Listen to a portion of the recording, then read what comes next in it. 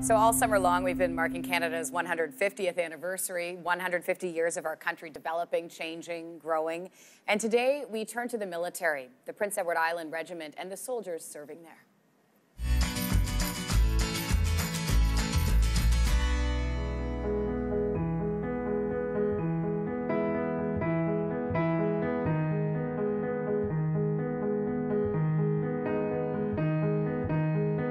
Prince Edward Island.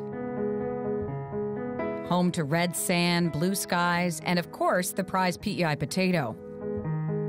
But along with these staples, Canada's smallest province boasts a mighty military history. Since 1875, we've received 9 battle honors. So we've received 1 from the Boer War, 6 from World War I, 1 from World War II, and the most recent one is Afghanistan.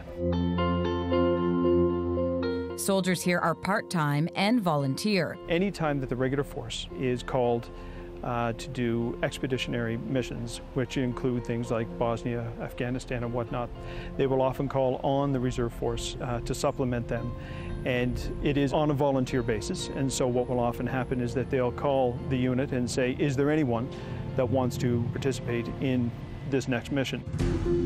Sergeant Ben Miller answered that call and ended up in Afghanistan. I volunteered to go along with my good crew of buddies from the island here, from the regiment. It was 2007. I deployed with Task Force 107. I was 5 of us from PEI, from the PEI Regiment, were attached to 4th Engineer Support Regiment out of CP Gagetown. For Miller, serving is a family affair with a deep-rooted history. My great-grandfather served in the First World War. He was a machinist with the 4th Canadian Division. He worked on ambulances. And my great-grandfather, he served with the Royal Canadian Engineers in the Second World War. And my grandfather, he served with the North Nova Scotia Regiment. My great-grandfather, Norman Bradley, he was a sapper in the Second World War. I grew up listening to those stories from the Second World War, and I was a young fella, and he'd say, it's too hot out there, young fella. Come on in here and let me tell you some stories. So, I mean, I was hanging off his every word. To be able to go to France and go to Juno Beach in uniform, go to Vimy Ridge in uniform, you know, go to the Yeep and Menning Gate.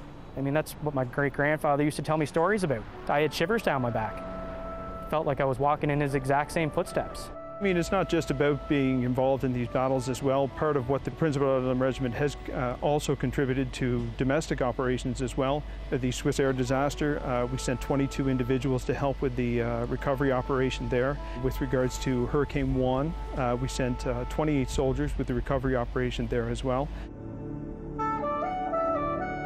When he's not serving abroad or helping at home, Sergeant Miller works in the potato industry. That's what PEI is known for, and the PEI potato. So it's, I don't know, it just feels like it's the right fit for me. So that's my day job, Monday to Friday. A part-time soldier with a full heart for service. You're able to put on the uniform, and you know, you're carrying the flag in your shoulder, and you carry the flag in your heart as well. But it's being connected to something bigger than you. It's being able to serve your country, but it's also being able to serve the province that you're in.